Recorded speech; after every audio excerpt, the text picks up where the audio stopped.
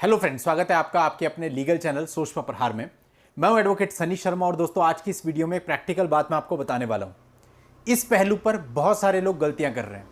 इस पहलू पर बहुत सारे लोग अपना समय और पैसा बर्बाद कर रहे हैं।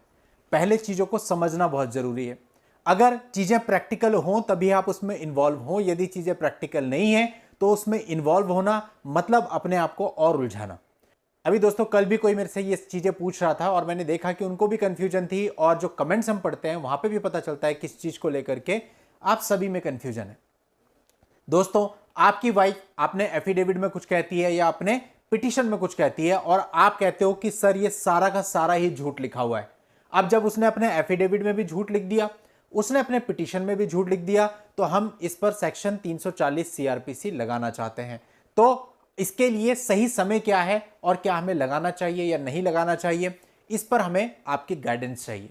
दोस्तों आज जनरल गाइडेंस मैं आपको दे रहा हूं क्योंकि 340 का केस लगभग अधिकतर मामलों में होता है, लेकिन यहां पर भी आप एक भूल कर जाते हैं जिसका नुकसान आपको होता है। तो आज की इस वीडियो में बारीकी से सब कुछ बताने वाला हूं, आखिरी तक वीडियो में बने रहिएगा। और यदि आपने अभी तक भी चैनल को सब्सक्राइब नहीं किया है तो चैनल को सब्सक्राइब करके नोटिफिकेशन बेल पर जरूर क्लिक कर लें, ताकि फ्यूचर में जब भी मैं आप लोगों के लिए इस प्रकार की वीडियोस लेकर के आऊं उसकी जानकारी आपको सबसे पहले मिले। चलिए दोस्तों अब हम बात करते हैं पिटीशन की। पिटीशन में वाइफ ने काफी कुछ लिख दिया। फॉर एग्जांपल लिखा है कि आपने उसके साथ मानसिक और शारीरिक प्रताड़ना की है, आपने उसको मारा पीटा है और आपने उसको घर से निकाल दिया है, उसके सिर्फ पहने हुए कपड़ों में उसका सारा स्त्री धन रख लिया है। ये और भी कई सारी क्रूरटी आपके ऊपर और आपके परिवार के ऊपर दिखाई हुई है। अब दोस्तों आप कहते हो कि इसमें से तो एक भी बात सच नहीं है, तो मैं 340 सीआरपीसी को डाल देता हूं। या फिर वाइफ ने अपना एफिडेविट दिया है और उस एफिडेविट में कुछ चीजें ऐसी लिख दी गई हैं जो कि गलत हैं, आप कहते हो मैं 340 सीआरपीसी डाल देता हूं। दोस्तों फिर भी सीआरपीसी 340 डालने से पहले आपके मन में ये होता है कि मुझे डालना चाहिए या नहीं डालना चाहिए, जो कि एक लॉजिकल प्रश्न भी है। दोस्तों देखिए 340 सीआरपीसी आप कब यूज कर सकते हैं, जब आपकी पत्नी ने गलत एविडेंस दिए हो, कुछ चीजों को छुपा लिया हो, कुछ गलत तथ्य पेश किए हो, लेकिन आपके केवल कहने से कोई तथ्य गलत या झूठे नहीं हो जाते। फॉर एग्जाम्पल जैसे मैंने आपको बताया कि आपकी वाइफ ने पिटीशन में सारी चीजें लिखी, आपने मुझसे कहा कि सर ये सारी चीजें झूठी है, मैंने आपकी बात मान ली क्योंकि मैं आपके गुड फेथ में हूं, ठीक है।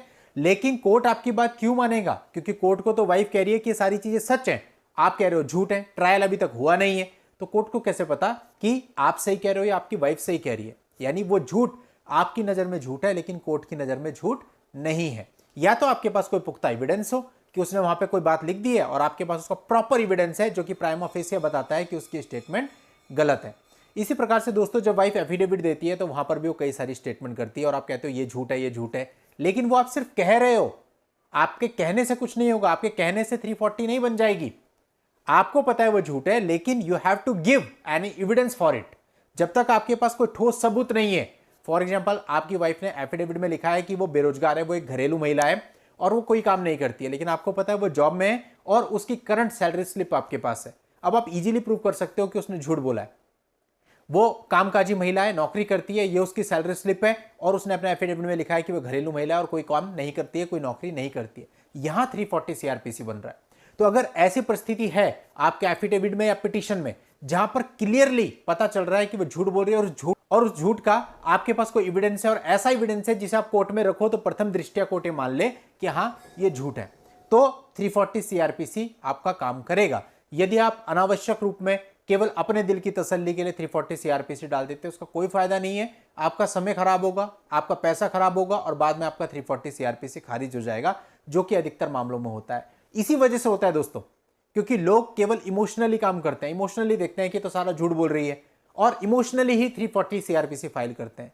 लीगल फील्ड में इमोशनली नहीं चलते, इमोशनली कोई काम नहीं होता, एविडेंस पे काम होता है। एविडेंस है तो बेशक 340 फाइल कीजिए, एविडेंस नहीं है तो अपना समय बर्बाद मत कीजिए।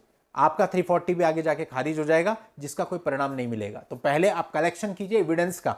यदि आपको पता है कि कोई झूठ बोल रही है, उसका एविडेंस आपके पास नहीं है, तो कोशिश कीजिए उस एविडेंस को हासिल करने की। जब वो एविडेंस आपके पास आए तब आप 340 सीआरपीसी फाइल कीजिए। दूसरा तरीका दोस्तों, जब इंट्री मेंटेनेंस लगने के बाद फाइल एविडेंस पे आती है तो उस समय पे क्या होता है कि लड़की से क्रॉस एग्जामिनेशन की जाती है। आपके जो भी वकील साहब होते हैं वो लड़की से कई सारे प्रश्न पूछते हैं और अपने कई सारे प्रश्नों में लड़की कुछ ऐसा बोल जाती है जो उसको नहीं बोलना चाहिए और उसको खुद भी पता नहीं चलता कि वो उसको उस तरह से रोल करके पूछता है कि वो समझ नहीं पाएगी कि उससे क्या निकलवाया गया और निकल जाता है। चाहे कोई भी हो, लड़का लड़की पुलिस वाले किसी का भी क्रॉस एग्जामिनेशन जब होता है तो उसमें बहुत कुछ निकल जाता है। तो कई बार ये होता है कि क्रॉस एग्जामिनेशन में उसका जो झूठ होता है वो स्पष्ट आ जाता है। अब आप 340 सीआरपीसी फाइल कर सकते हैं, क्योंकि वो क्रॉस एग्जामिनेशन आपके लिए एविडेंस का काम करेगा, क्योंकि वो उसकी स्टेटमेंट है। अब आपके पास अगर कोई ठोस एविडेंस नहीं भी है, लेकिन क्रॉस एग्जामिनेशन में लड़की ने एडमिट कर लिया है कुछ चीजों को, तो आप इसके बेस पे भी अब आप 340 सीआरपीसी में जा सकते हैं। वो आपका स्टैंड करेगा, आपको वहां से रिलीफ मिल सकता है। तो दोस्तों, मैंने कोशिश करी है इस वीडियो में उन सभी लोगों को बताने की जो कि 340 सीआरपीसी डाल चुके हैं या डालने की सोच रहे हैं, कि उनको कब सीआरपीसी 340 में जाना चाहिए, कब नहीं जाना चाहिए। दोस्तों, उम्मीद करता हूं वीडियो आप में से बहुत सारे लोगों के काम आएगा, और यदि आपको यूजफुल लगता है तो इसको आगे भी शेयर कर दीजिएगा, ताकि बाकी लोगों तक भी इस इंफॉर्मेशन की जानकारी पहुंच सके। चलिए दोस्तों, आज के इस वीडियो में इतना ही। नेक्स्ट वीडियो में नई लीगल जानकारी के साथ मैं आपसे फिर मिलता हूं। तब तक के लिए good bye and thank you for watching. Take care.